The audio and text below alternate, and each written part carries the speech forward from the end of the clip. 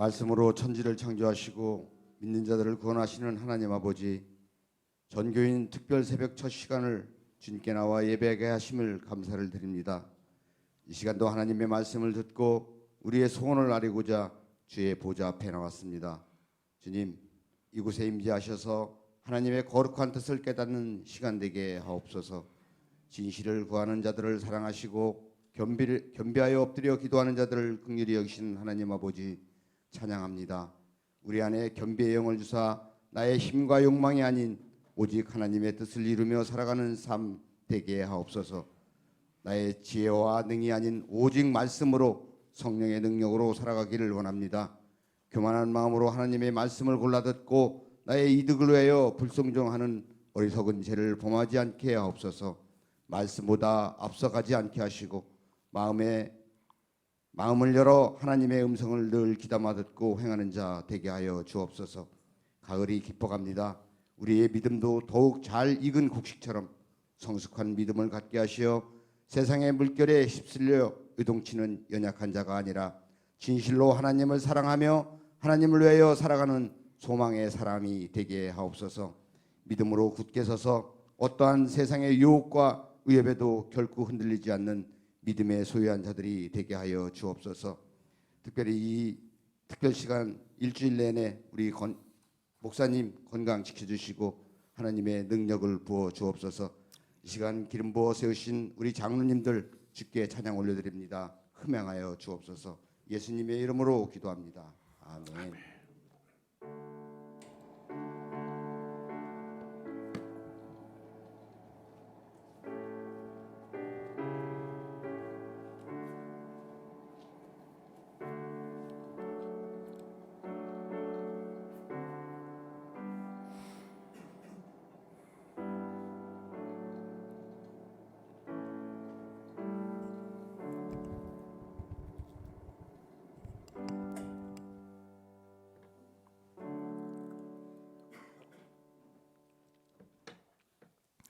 네, 하나님의 말씀 보도록 하겠습니다. 로마서 1장 1절에서 7절의 말씀입니다.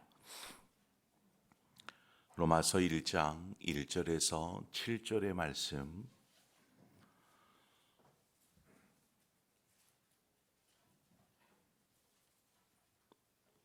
오늘 이 새벽에 우리에게 주신 말씀 우리 한 절씩 교독해서 보도록 하겠습니다. 예수 그리스도의 종 바울은 사도로 부르심을 받아 하나님의 복음을 위하여 택정함을 입었으니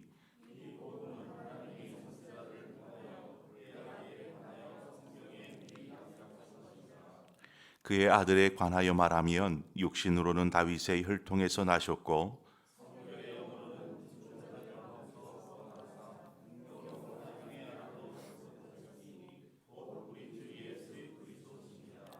그로 말미암아 우리가 은혜와 사도의 직분을 받아 그의 이름을 위하여 모든 이방인 중에서 믿어 순종하게 하나니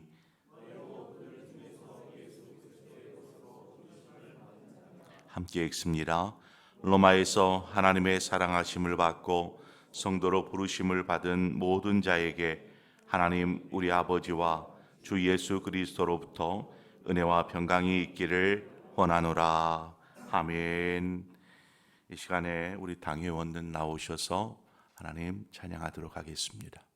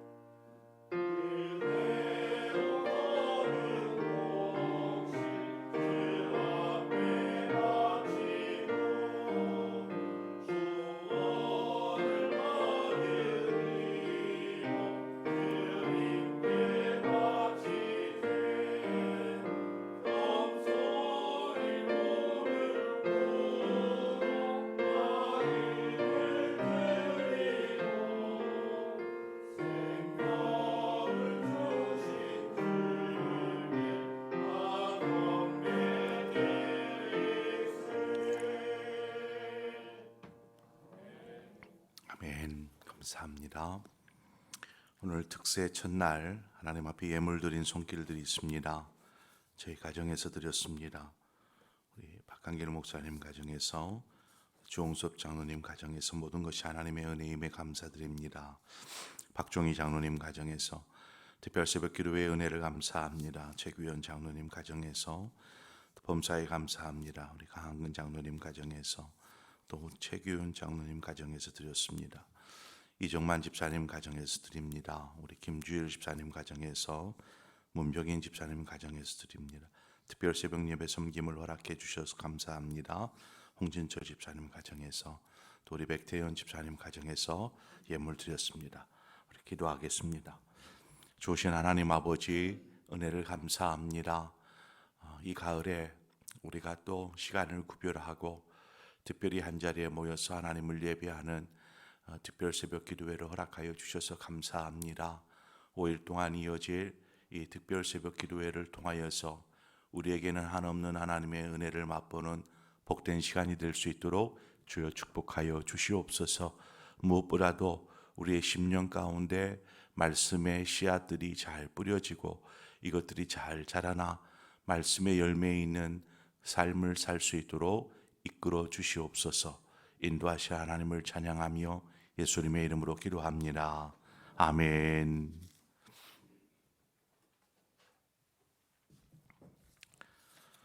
네, 이번 특별 새벽 기도회는 제가 말씀을 준비하다가 어느 부분으로 말씀을 나눌까 기도 중에 로마서를 중심으로 함께 은혜를 나누면 좋겠다라는 생각을 했습니다. 그래서 오직 복음으로라는 주제를 제가 잡았습니다. 이 로마서는 여러 성경들 가운데, 그러니까 성경이 나누어져 있잖아요. 그 66권의 성경 가운데 로마서는 다이아몬드와 같다라고 일컫는 성경이 바로 로마서입니다. 가장 찬란하고 가장 아름답고, 그래서 아마 기독교 서점을 가보면 로마서에 관한 이 관련된 책이 가장 많은 것을 쉽게 발견할 것입니다. 그만큼 로마서는 많은 또 목회자들이나 또 성경을 연구하는 학자들에게도 관심의 대상인 것이죠. 또한 그만큼 중요한 성경이기도 합니다. 그래서 우리가 로마서를 가지고 한 주 동안 함께 은혜를 나누려고 합니다.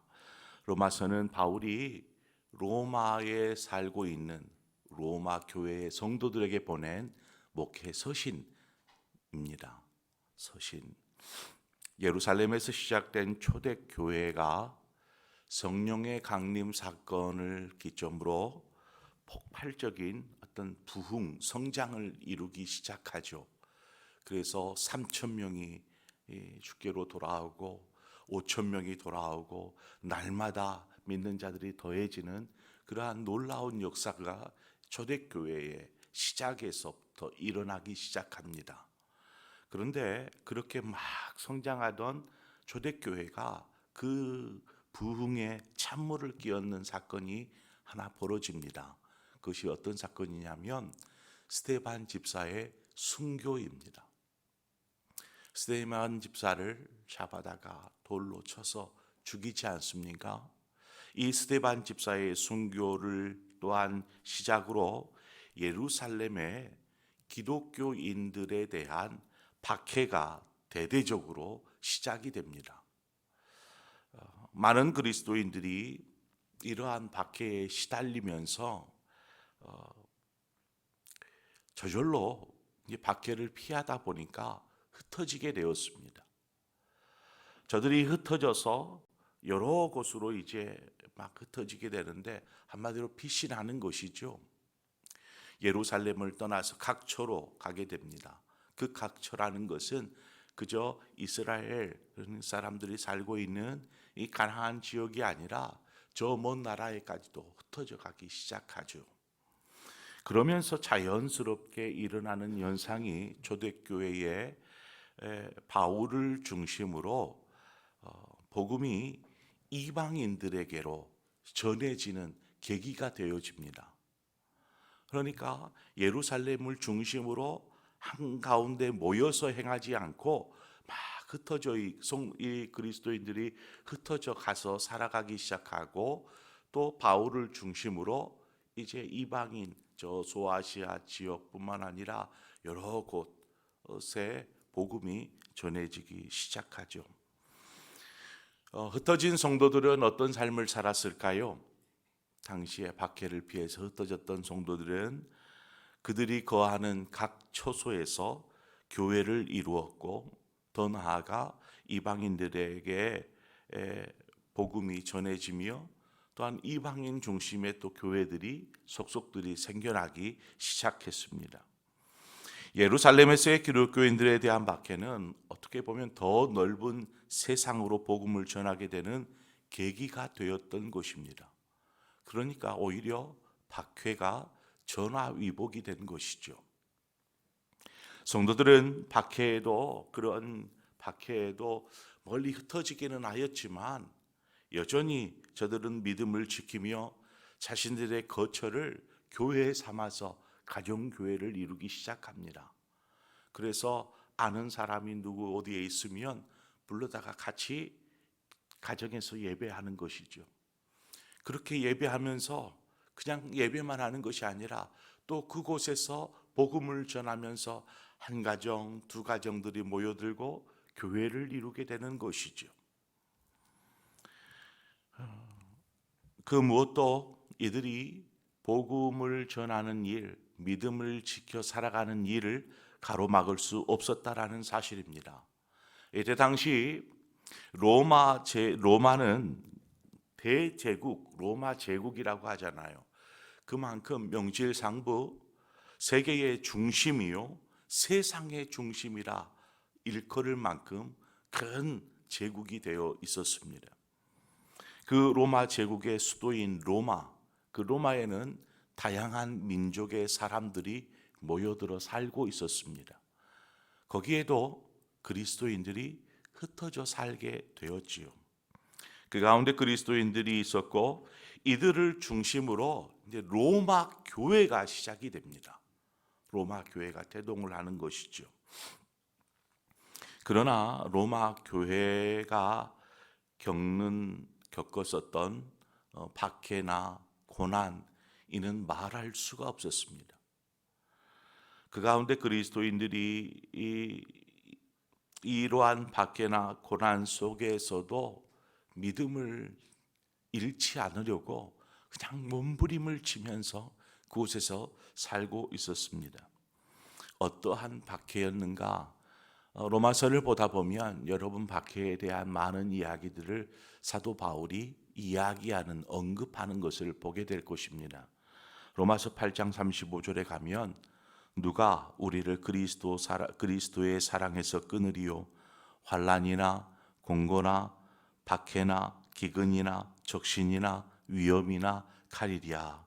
37절에 가면 그러나 이 모든 일에 우리를 사랑하시는 이로 말미암아 우리가 넉넉히 이기느니라. 39절에 가보면 높음이나 깊음이나 다른 어떤 피조물이라도 우리를 우리 주 그리스도 예수 안에 있는 하나님의 사랑에서 끊을 수 없느니라. 그러니까 박해를 이겨내도록 사도 바울이 이 서신서에다가 담은 것이죠. 나는 압니다. 당신들이 어떤 처지와 어떤 상황에서 살아가고 있는지, 그럼에도 여러분들이 믿음을 잃지 않고 그렇게 믿음 안에 살려고 몸부림치는 것을 또한 잘 알고 있습니다. 그렇습니다.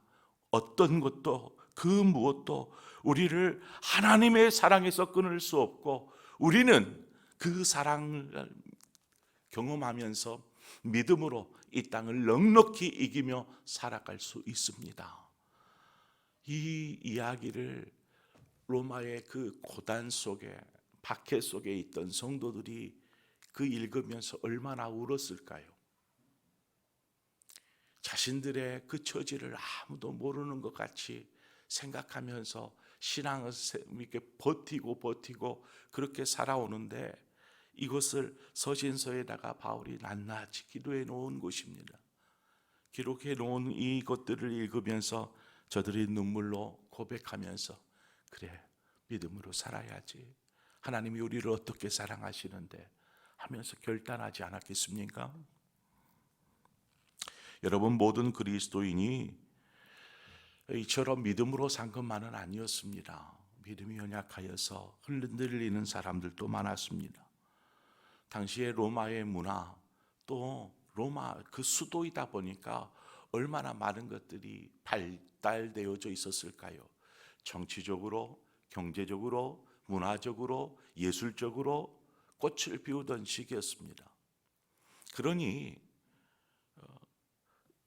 순결한 경건한 신앙을 유지하지 않고 그냥 그런 곳에 눈이 가고 시선이 가고 마음이 빼앗기게 되고 또 몸이 따라서 가는 것이죠.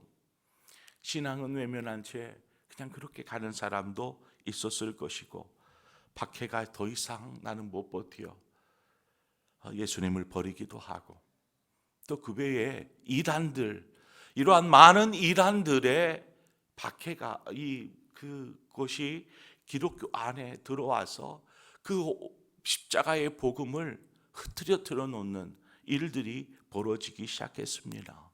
또한 로마에 얼마나 많은 신전들이 있습니까? 우상들이 있습니까? 이 우상의 문화 역시 복음을 변색시키기에 충분했습니다. 그러한 로마에 사는 사람들이 전부 다 신앙을 온전히 지킨 것만은 아니었습니다. 한번 생각해 보십시오. 당시에 무슨 성경책이 있었겠습니까? 성경책도 없었어요. 성경책이 있어서 우리가 바른 신앙의 도움을 받고 신앙 안에 바르게 세워져 갈 수 있을 텐데 성경책도 없었고, 또 자신들의 신앙을 위해서 믿음으로 잘 세워줄 수 있는, 또 격려해 줄 수 있는 영적인 지도자도 없는 상태였습니다. 오직 예수 그리스도를 믿는 믿음으로만 버티다 보니까 주변 환경에 영향을 받지 않을 수가 없었다라는 것입니다. 바울이 로마서를 쓰게 된 것은 그러한 성도들의 상황을 누구보다 잘 알기에 바른 신앙과 믿음으로 설 수 있도록 돕기 위한 어떤 로마서를 쓰게 된 것입니다.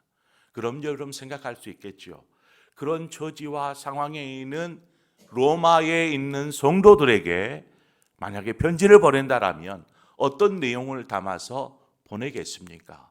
분명히 앞서서 그 로마서 8장에 살펴보았던 저들의 박해와 고난들, 그들의 처지들을 알고 위로와 격려와 또 힘을 불어넣는 그러한 메시지도 분명히 담겨 있었을 것이고, 무엇보다 중요한 것은 로마서가 다이아몬드와 같이 빛날 수 있었던 것은 이 안에 십자가의 복음의 핵심이 담겨 있더라는 것입니다. 이들이 이 로마서를 통해서 이렇게 믿음으로 살아야 되는구나, 우리가 믿는 것이 그냥 허상이 아니고 어떤 이론이 아니고 바로 이 십자가의 복음의 능력이구나, 이것을 이 안에 담고 있더라는 것입니다. 그래서 로마서가 중요합니다. 여러분, 만약에 성경을 이렇게 통독하거나 성경을 읽고 싶은데 어디를 먼저 읽어야 되지 하면 로마서를 꼭 읽으시기를 바랍니다.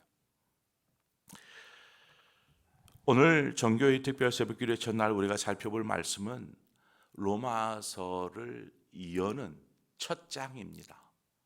한마디로 이 뚜껑과 같습니다.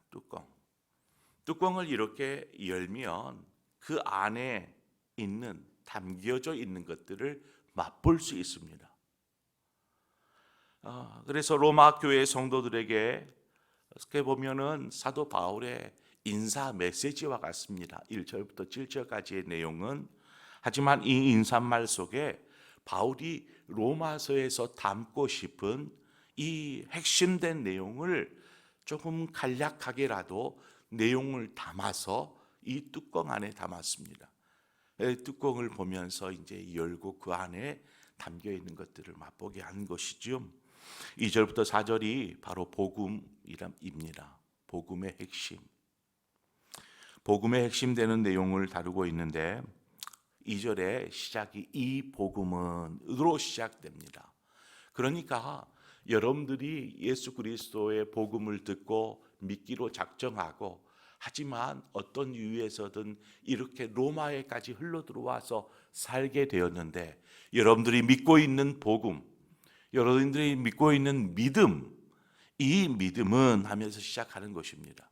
복음에 대해서 이야기하겠는데 이 정리를 좀 해보자면 복음은 이미 하나님께서 구약의 말씀을 통하여서 약속하신 것들이고 그 약속하신 하나님의 구원의 계획이 예수 그리스도 곧 하나님의 아들이 이 땅에 오심으로 성취되기 시작하였고 이 땅에 오신 예수 그리스도가 십자가에 달려서 죽으심으로 인류의 모든 죄를 대속하셨으며 이후에는 죽은 자들 가운데에서 부활하심으로 그리스도인 역시 이렇게 되어질 것을 이야기하고 있습니다. 그 2절부터 4절까지의 내용입니다. 자, 여러분이 믿는 것은 무엇입니까? 여러분이 무엇을 믿습니까? 다른 것은 여러분 잊어먹더라도 제가 이 시간 두 가지를 설명해 드릴 터인데 이 두 가지는 결코 잊어서는 안 됩니다. 이 두 가지는 당신은 예수 믿는 사람입니까? 예. 그리스도인이 믿음이 무엇입니까? 라고 이야기할 때 이 두 가지를 이야기할 수 있어야 합니다.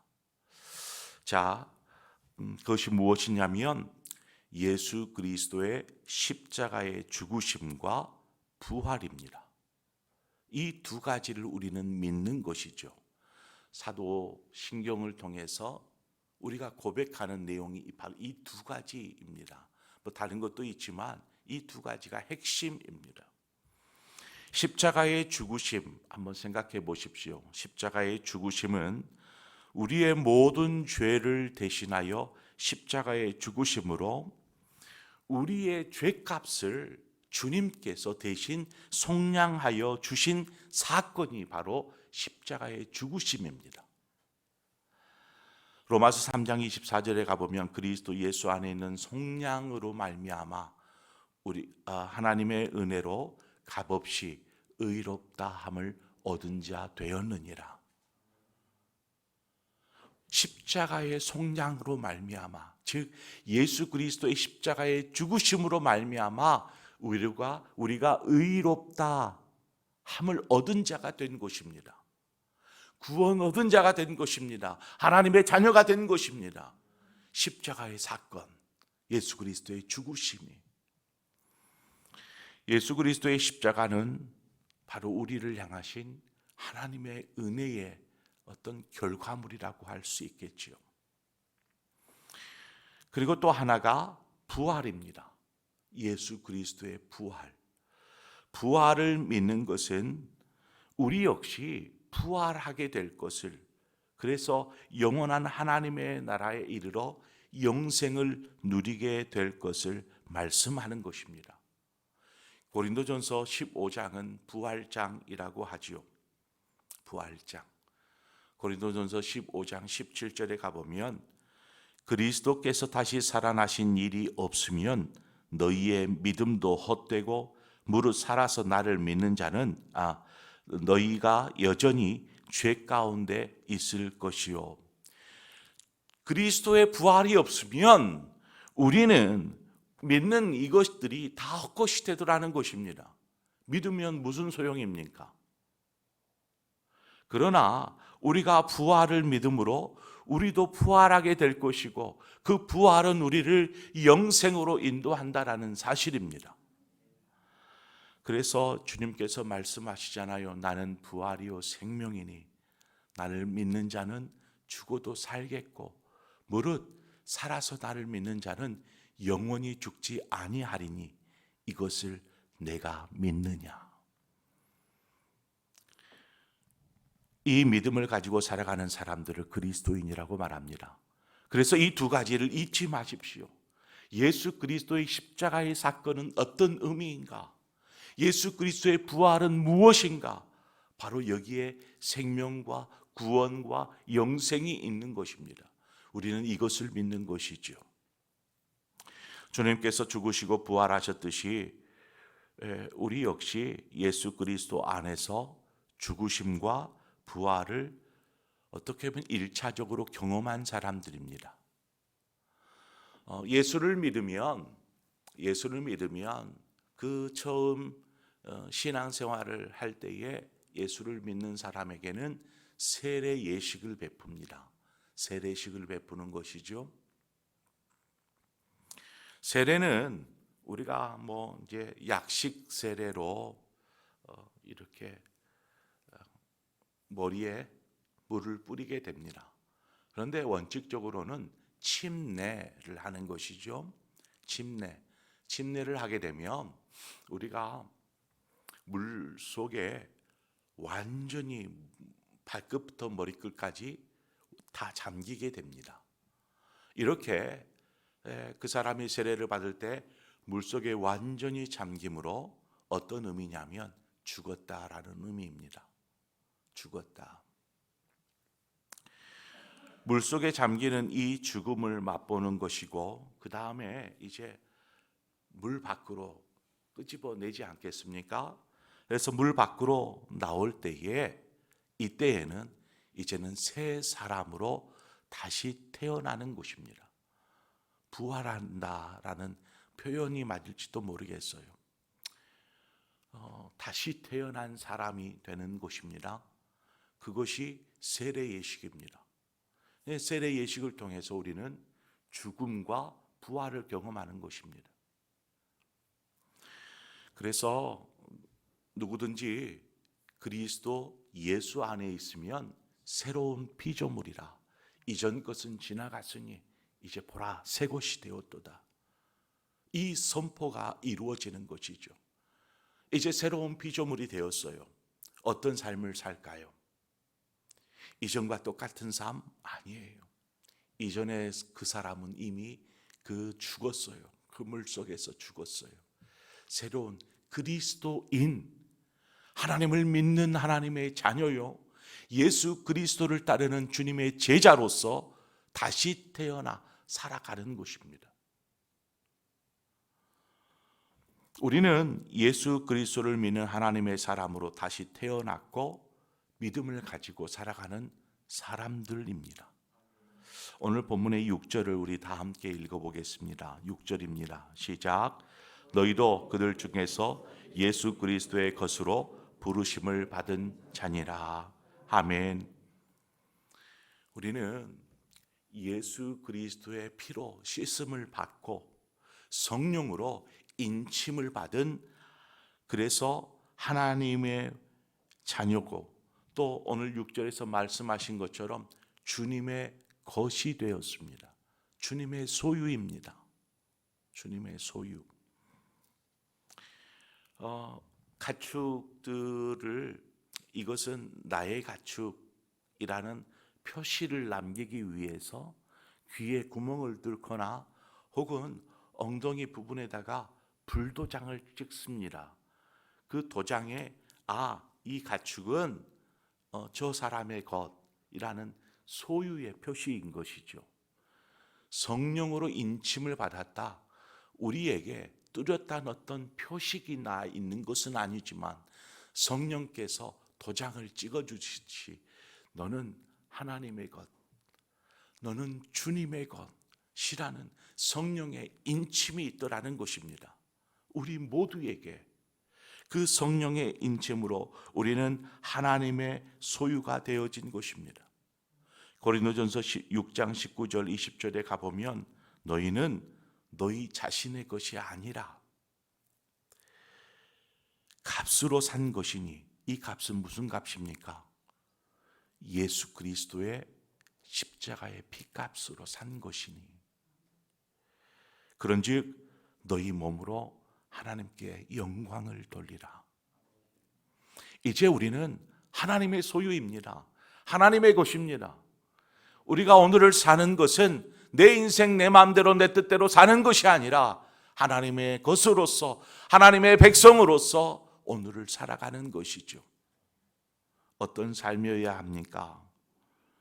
그래서 오늘 6절에 말씀하셨던 것처럼 예수 그리스도의 것으로 부르심을 받은 자, 우리는 예수님의 소유입니다. 그리고 부르셨다라는 것은 하나님께서 우리를 다시 세상 가운데로 보내시는 것이죠. 그래서 우리가 하나님을 사랑하며 하나님의 영광을 위해서 살아가도록 보냄을 받는 것입니다.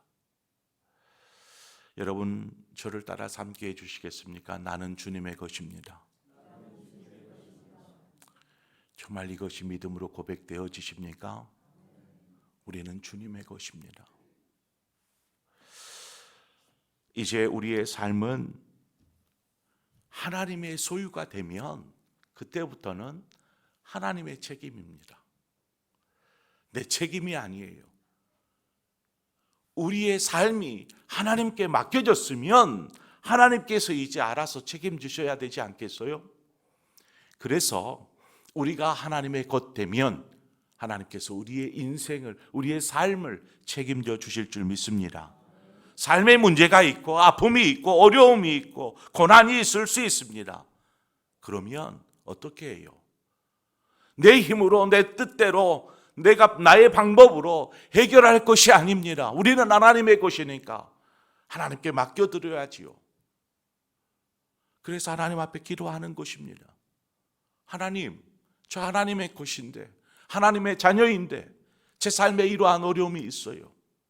하나님 책임져 주십시오. 당당하게 고할 수 있는 것이고 또한 하나님 앞에 구할 수도 있는 것입니다. 그것이 우리에게 주어진 특권 아니겠습니까? 자녀의 특권, 누릴 수 있는 특권. 하나님은 그것을 가지고 뭐라고 하지 않습니다. 오히려 자녀된 우리를 사랑하시고 은혜를 베풀어 주실 줄 믿습니다. 주님의 것 되신 여러분에게 오늘 바울이 마지막으로 남기는 하나님과 주 예수 그리스도의 은혜와 평강이 너희에게 있기를 축원하듯이 오늘 이 시간 새벽 특세를 시작하는 여러분에게 하나님의 은혜와 평강이 있기를 축원드립니다. 우리 함께 찬양하면서 기도할 자리로 나가십시다.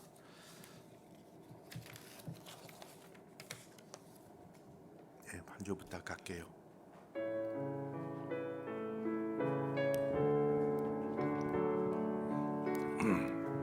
이제 나는 주님 것입니다. 우리 찬양으로 고백하죠.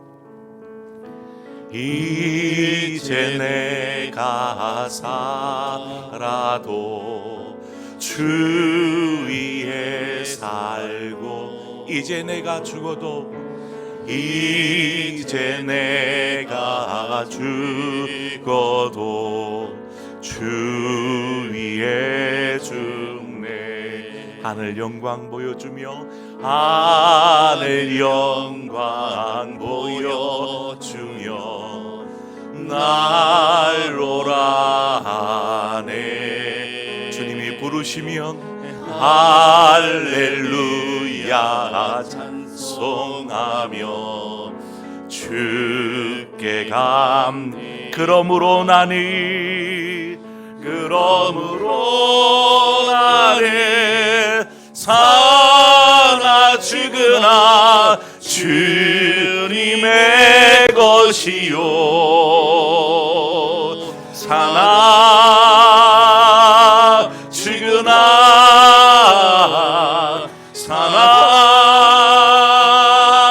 죽으나 날 위해 죽으시 날 위해 피 흘리시 내 주님의 것이요 이제 내가 떠나도 이제 내가 떠나도 저 천국 가고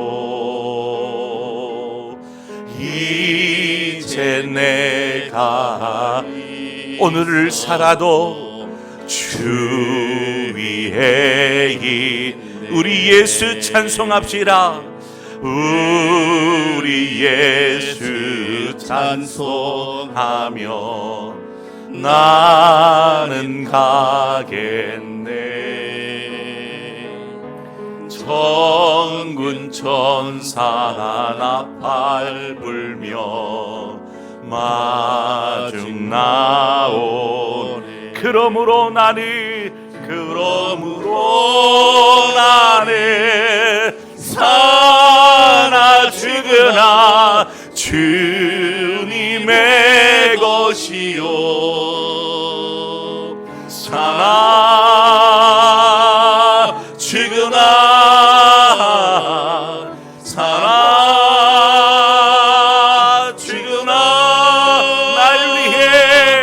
날 위해 빌리시 내 주님의 것이.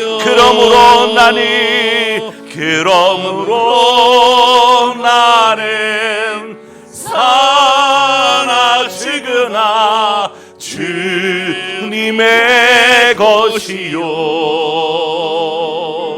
사나 죽으나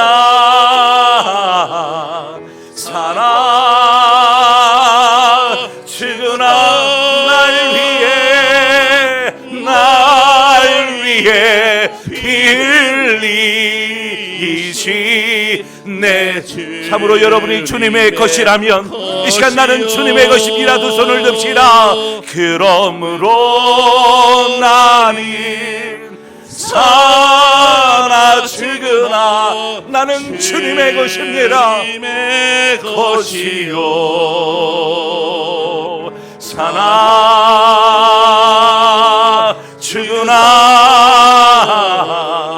사나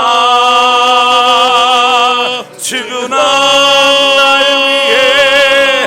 날 위해 빌리시 내 주님의 것이요. 이 시간 우리 한 마음으로 두 손을 들고 기도하며 나아가십시다. 하나님, 나는 주님의 것입니다. 주님의 소유입니다. 주님의 마음대로 사용하여 주옵소서. 주님의 영광을 위해 사는 삶이 되게 하여 주옵소서. 이 시간 우리 함께 한 마음으로 기도하며 나가겠습니다. 함께 합심해서 기도합니다. 하나님 아버지, 우리는 주님의 것입니다. 주님께서 우리를 피로 값주고 사셨습니다. 그 십자가의 고난으로 우리의 모든 죄를 속량하시고 우리를 하나님의 자녀로 품어주셨으며 하나님, 저 영원한 하나님의 나라로 부르셨음을 감사합니다. 하나님, 그 고난과 부활의 그 영광을 하나님 오늘 이 시간 우리가 경험하고 하나님 그것을 믿음으로 살아갈 때에 하나님 우리의 삶 속에서 하나님의 놀라우신 은혜를 경험하며 살 수 있도록 인도하여 주옵소서. 하나님, 우리가 주님의 것이기에 우리는 결코 주님을 버릴 수 없고 주님을 떠날 수 없습니다. 어떠한 어려움이 찾아와도 공고나 핍박이나 박해나 개견이나 환난이나 고난이 찾아와도 삶에 어떠한 문제가 있어도 우리는 하나님을 포기할 수 없고 주님을 떠나 살 수 없습니다. 하나님, 세상을 능히 이기느니라. 하나님, 우리의 믿음을 허락하여 주셔서 그 믿음으로 이 세상을 이기며 살아갈 수 있도록 인도하여 주옵소서. 이제는 우리가 새 사람 되었는데 여전히 매 사람의 모습처럼 하나님 내 방식대로 내 뜻대로 살려고 하시는 않습니까? 하나님, 그러한 인생이라면 이제는 우리가 결단하게 하여 주시고 새 피조물의 삶을 살 수 있도록 주님 인도하여 주시옵소서. 아버지, 우리는 주님의 것입니다. 하나님, 우리는 주님의 것입니다. 주님의 뜻대로 하여 주옵소서. 우리의 삶을 하나님 앞에 맡겨드립니다. 하나님, 주님 책임져 주옵소서. 주님 책임져 주시옵소서. 삶의 고통과 아픔이 있고 하나님 병들고 급통스럽게 있지만 하나님, 우리가 주님 앞에 맡겨드렸사오니 하나님, 이제는 주님의 것으로 하나님의 주님의 뜻대로 사용하여 주시옵소서. 하나님의 영광을 위해 살게 하여 주시옵소서. 오 할렐루야. 주여 도우시는 아버지, 하나님의 은혜가 우리 가운데 있기를 소망합니다. 그 놀라우신 은혜로 임하여 주시옵소서. 하나님 그 은혜로 살게 하여 주옵소서. 우리의 삶 전부가 하나님의 영광을 위해 드려지게 하여 주옵소서. 아버지, 이 시간 특세의 전날 하나님 우리가 결단합니다. 이제는 우리가 주님의 영광을 위해 살겠습니다. 부르신 부르심에 다하여 아버지 하나님 사명을 담당하며 살겠습니다. 아버지, 도우시옵소서. 이제는 우리를 이 세상 가운데 보내시고 가정으로 보내시고 일터로 보내시고 또 삶의 자리로 보내셔서 하나님의 자녀로서 그리스도인으로서 하나님의 영광을 위해 살게 하신 아버지, 이제는 주님의 영광을 위해서 사는 인생 되게 하여 주시옵소서. 그리고 부르시는 그날 할렐루야 찬송하며 주 앞에 나아가는 하나님의 사람들 되게 하여 주시옵소서. 아버지여, 우리의 삶을 맡겨드립니다.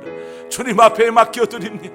하나님 도우시고 인도하여 주시옵소서. 함께하여 주시옵소서. 할렐루야. 주여 인도하여 주시기를 원합니다. 아버지 도우시옵소서. 오 주님,